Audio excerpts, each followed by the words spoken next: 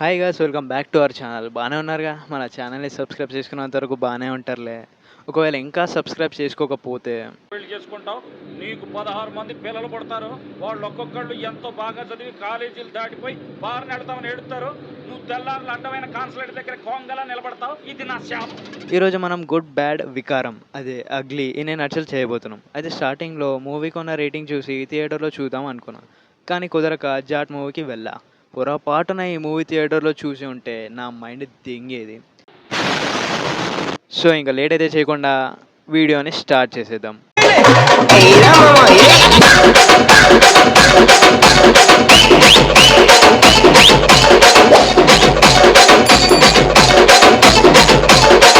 So స్టార్టింగ్లోనే red dragon AK biggest gangster అదే మన హీరో అంకుల్ జైలుకి వెళ్ళి సరెండర్ అయిపోతాడు. ఎందుకంటే అంకుల్కి కొడుకు పుడతాడు. వాడిని చూడడానికి పోతే మన అంకుల్స్ వైఫ్, ఒక హంతకుడిలా నా కొడుకుని ముట్టుకోకు, మారిపోయి వచ్చి ముట్టుకో. మారిపోతే అంకుల్ గెలికిన విలన్స్ అందరూ మర్చిపోతారు మరి. సో అలా ఆంటీ చెప్పిందని మన ఏకే అంకుల్ జైలుకి వెళ్ళి సరెండర్ అయిపోతాడు. అంకుల్కి 16 or 17 years జైలు శిక్ష పడుతుంది. కట్ చేసి ప్రజెంట్ 2025 స్పెయిన్లో అంకుల్స్ కొడుకు ప్రత్యక్షం అవుతాడు. అయితే వానికి అంకుల్ గ్యాంగ్స్టర్ అని తెలీదు, తెలియనివ్వరు. ఆంటీ ఉండి మీ నాన్న బిజినెస్ మ్యాన్ రా అని చెప్పి కవర్ చేస్తూ ఉంటుంది. అది కూడా 16 years నుంచి. అన్ని ఇయర్స్ నుంచి ఒకే రీజన్, మీ నాన్న బిజినెస్ మ్యాన్, బిజీ ఉంటాడు అని. అండ్ ఈ నిబ్బాగాడు కూడా నమ్మేస్తాడు. వీడికి కొంచెం కూడా డౌట్ రాదు. నీ కాన్వొకేషన్కి మీ నాన్న వస్తాడురా అని వీడి చెవిలో మళ్ళీ పువ్వు పెడుతుంది. వీడు మళ్ళీ నమ్మేస్తాడు.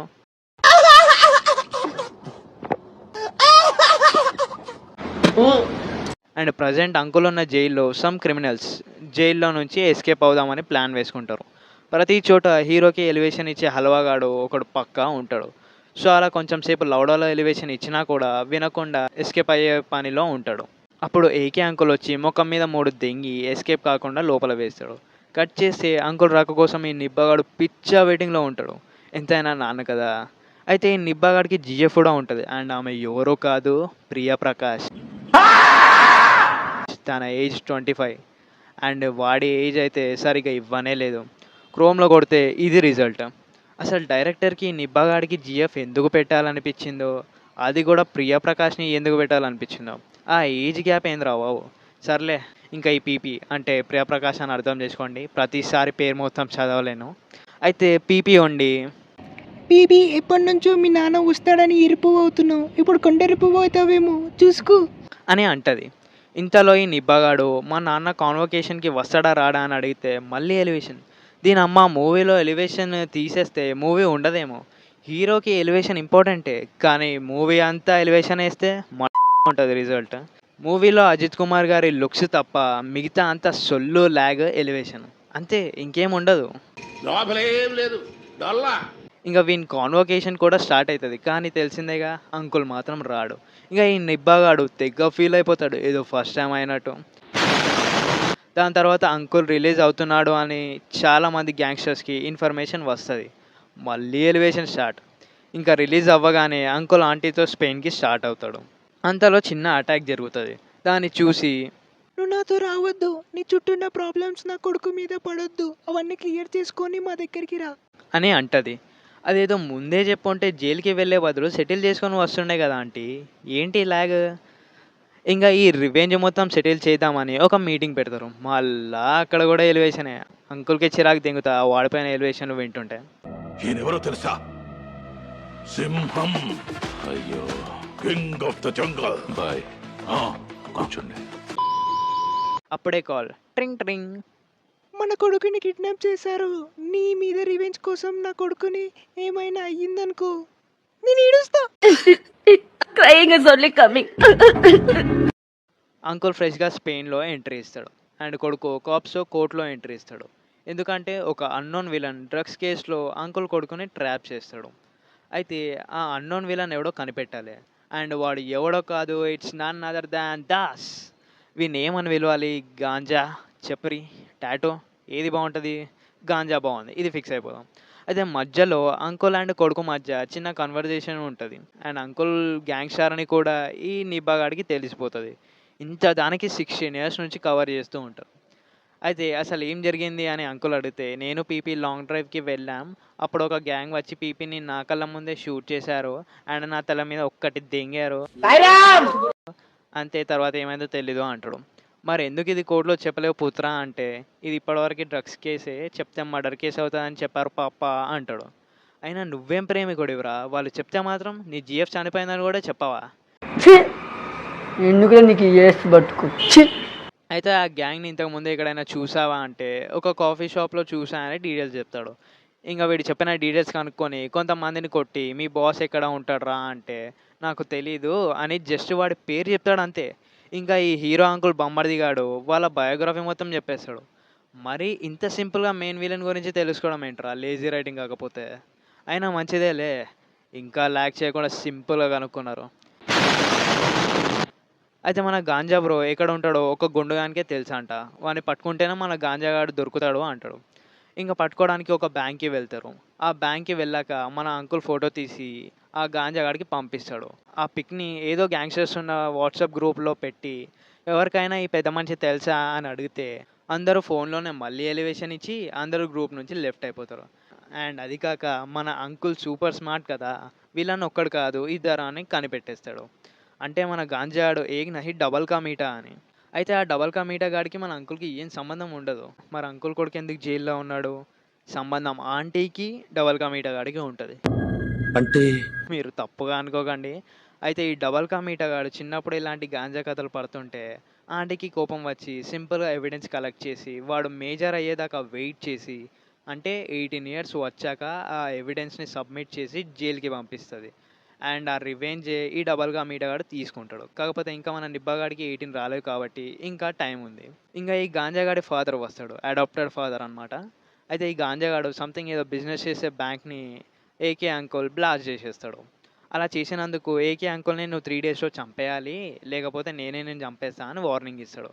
ఇంక గుండుగాడు ఒకడు ఉండుగా, అదే వాడిని పట్టుకుంటేనే ఈ గాంజాగాడిని పట్టుకోవచ్చు అని వాడిని చంపేస్తా అని బెదిరించి, ఈ గాంజాగాడికి తెలిసిన గ్యాంగ్‌స్టర్స్‌ని అందరిని పిలిపించి వాళ్ళని లేపేసి వీళ్ళని పట్టుకుందామని ప్లాన్ వేస్తారు. అయితే ఈ గ్యాప్‌లో గాంజాగాడు ఒక ముసలోనికి వీడియో కాల్ చేసి, నాకు ఏకే అంకుల్ బయోగ్రఫీ కావాలి అని అడుగుతాడు. ఇంగక్కడ నుంచి అసలైన ఎలివేషన్ స్టార్ట్ అయితది చూడు మావా, మైండ్ దెంగేసింది. పెద్ద గ్యాంగ్‌స్టర్స్‌కి మనీ ఇచ్చా, వాడు అంకుల్‌ని వేసేస్తాడు అని చెప్తాడు. ఇంతలో వాడే మనీ రిటర్న్ ఇవ్వడానికి వచ్చా అని చెప్పి, మళ్ళీ వాడు ఎలివేషన్ ఇవ్వడం స్టార్ట్ చేస్తాడు. అయితే అంకుల్ నార్మల్ గ్యాంగ్‌స్టర్ కాదంట, రెడ్ డ్రాగన్ అని చెప్తాడు. ఇంగ ఈడికేంచి ఒక్కో సెలబ్రిటీ సంబంధం లేకుండా రూ. 10 యానిమేషన్‌లో వస్తూ ఉంటారు. డాన్‌లీ వస్తాడు. కొరియన్ మొత్తం మన అంకుల్‌ని చూసి మీ విజన్‌కి, మీ ఎక్స్‌పీరియన్స్‌కి టేక్ ఎ బౌ. అని చెప్పి ఆయన వెనకే వచ్చారంట. అండ్ అక్కడే ఏకే అంకుల్ డ్రాగన్ అయ్యాడంట. అక్కడ నుంచి డాన్లీ ఏదో అసైన్మెంట్ ఇచ్చాడని న్యూయార్క్‌కి వెళ్తే అక్కడ జాన్ విక్‌ని కలిసాడంట. అప్పుడే 100 గ్యాంగ్‌స్టర్స్ వచ్చి రౌండప్ చేస్తే వాళ్ళందరిని వీళ్ళిద్దరు కలిసి లేపేశారంట. దానివల్ల జైల్‌లో 8 మంత్స్ ఉంటే అక్కడ మనీ హెయిస్ట్ ప్రొఫెసర్ ఉన్నాడంట. మళ్ళా వాళ్ళిద్దరు కలిసి మనీ దెంగేశారంట. ఆ తర్వాత అందరు గ్యాంగ్‌స్టర్‌ని కంట్రోల్‌లోకి తెచ్చుకొని రెడ్ డ్రాగన్‌గా మారాడంట. అమ్మమ్మమ్మమ్మమ్మమ్మ! నేను ఇంటికెళ్ళిపోతాను భయ్యా. ఇంకా పీకే బ్లైండర్స్‌ని కూడా పెడతారేమో అని టెన్షన్ పడ్డా ఇవి చూస్తున్నప్పుడు. ఆయన కొలాబరేషన్ అంటే ఏంటో అనుకున్నా ఇన్ని రోజులు. ఇలాంటివి అయితాయని తెలిస్తే ఆ వాడిని కూడా కనిపెట్టకపోతుండేనేమో. లేకపోతే ఇదేం కొలాబరేషన్, ఇదేం ఎలివేషన్ రా బాబు! ఇందులో ఇంకా దరిద్రమైన లాజిక్ ఏంటి అంటే, ఏకే అంకుల్ పెద్ద గ్యాంగ్‌స్టర్ అని వీనితో ఉన్న అందరి గ్యాంగ్‌స్టర్స్‌కి తెలుసు. వేరే కంట్రీస్‌కి తెలుసు. ఈ గాంజాగాడికి తప్ప. అయితే మన ఆంటీ ఏమో బెయిల్ కోసం ట్రై చేస్తూ ఉంటే, ఈ నిబ్బాగాడి జీఎఫ్ బాడీ దొరికిందని అండ్ తను చివరిగా ఈ నిబ్బాగాడితోనే ఉంది అని ఎవిడెన్స్‌ని తీసుకొచ్చి వాడిని మెయిన్ జైలుకి మార్చేలా చేస్తాడు. అండ్ మార్చే లోపల మధ్యలో వాడిని చంపేస్తామని నీ వైఫ్‌ని కూడా చంపేస్తామని ఛాలెంజ్ చేస్తాడు. అయితే ఆంటీని కాపాడడానికి ఇంకో ఆంటీ గెస్ట్ అపియరెన్స్ ఇస్తదనమాట. ఐ థింక్ పాస్టర్ ఎక్స్ అయి ఉండాలి. ఆంటీని లేపని ఆర్డర్ వస్తే ఈమె ఏకే అంకుల్ పెళ్ళామని వదిలేస్తది. ఇంక వాళ్ళ కొడుకుని అంకుల్ కాపాడి వస్తుంటే ఆంటీ ఏమో అంకుల్‌ని అరెస్ట్ చేయండి అని పోలీసుల్ని తీసుకొస్తది. ఈ మూవీలో ఎలివేషన్ ఒక ఇరిటేషన్ అంటే, ఈ ఆంటీది ఇంకో ఇరిటేషన్. అయితే ఈ నిబ్బాగాడి బర్త్‌డే ఇంకో 4 డేస్‌లో ఉంది. అండ్ అంతలోపు ఈ గాంజాగాడిని అండ్ డబల్ కా మీఠా గాడిని పట్టుకోవాలి. లేకపోతే వీడు జైలుకి పర్మనెంట్‌గా వెళ్ళిపోతాడు అండ్ గాంజాగాడు ఎప్పటికీ పట్టుకోలేడు. బట్ స్టిల్ వీళ్ళకి ఇన్ఫర్మేషన్ ఉండదు, వాళ్ళు ఎక్కడున్నారో అని. కానీ ఏకే అంకుల్ ఎక్స్ ఉందిగా, సింపుల్గా ఏడ ఉన్నారో చెప్పేస్తుంది అంకుల్కి స్ట్రెస్ లేకుండా. అయితే ఇంకో మెయిన్ మ్యాటర్ ఏంటి అంటే, ఈ పీపీ బాడీ పోలీస్కి దొరుకుతుందిగా, అది తన బాడీయే కాదు, బాడీ వాళ్ళ దగ్గరనే ఉంది అని కూడా చెప్తుంది. ఇంకా ఈడొక ట్విస్ట్ ఉంటుంది, వామ్మో మామూలు ట్విస్ట్ కాదు, నిజంగా మైండ్ తెంగింది నాకు. చెప్పడం ఎందుకు, మీరే చూడండి.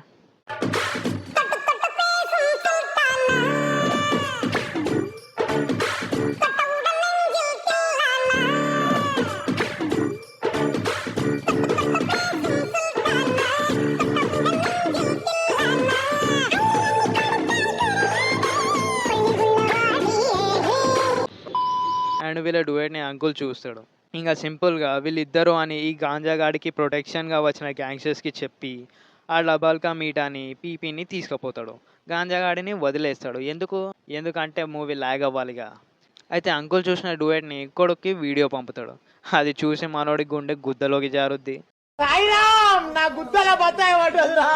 కట్ చేస్తే అంత బాగానే ఉంది అనే సమయానికి ఆంటీ ఉందిగా పెంట చేయడానికి, అంకుల్ని నువ్వు ఇండియా వెళ్ళిపో, నేను నా కొడుకును బయటికి తీసుకొస్తాలే అని చెప్పి పోలీసులతో పంపిస్తుంది. పిచ్చి పీక్స్కి వెళ్ళిపోయింది భయ మీ అందరికి. నీ అమ్మ, ఈ ఆంటీ కన్నా ఎక్స్ ఇంకా బెటర్ కదరా. ఇంకా ఈ డబల్ కా మీటా గాన్ని తీసుకురావడానికి గాంజాగాడు వస్తాడు విడిపిస్తాడు. ఈ ఆంటీ ఆ పీపీని తీసుకొని ఉరుకుతుంది. ఇంకా డబల్ కా మీటగాడు ఈ పీపీని చంపేయరా, ఉన్నది ఇది ఒకటే ఎవిడెన్స్ అని గాంజాగాడు చెప్తాడు. అప్పుడు పీపీ, నువ్వు చెప్పినవన్నీ చేసా, ఇష్టం లేక నా నిబ్బగాడికి జిఎఫ్గా యాక్ట్ చేసా, నన్ను చంపేస్తావా బేబీ? దానికి డబల్ కా మీటగాడు, నిత్య, ఇప్పుడు నువ్వెందుకు ఎమోషనల్ గా మాట్లాడుతున్నావు? ఇప్పుడు చెప్తే నిన్ను కాల్ చేస్తానా? నాకు బుద్ధి లేదా? My love for you sincere నిత్య, కానీ అంతకన్నా సిన్సియర్ మా రివెంజ్.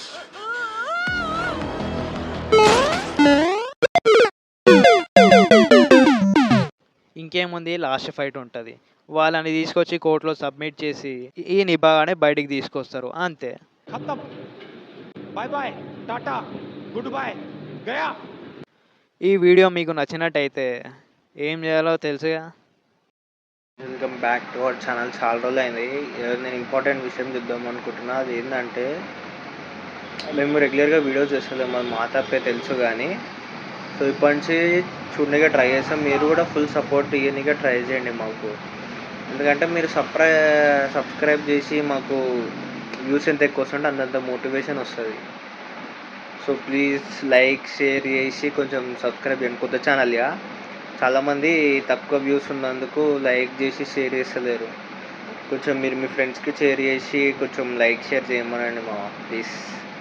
అట్లయితేనే మన ఛానల్ గ్రోత్ అవుతుంది. కొత్త ఛానల్ కాబట్టి యూట్యూబ్ కూడా పుష్ చేస్తలేదంతా. So please do share our channel.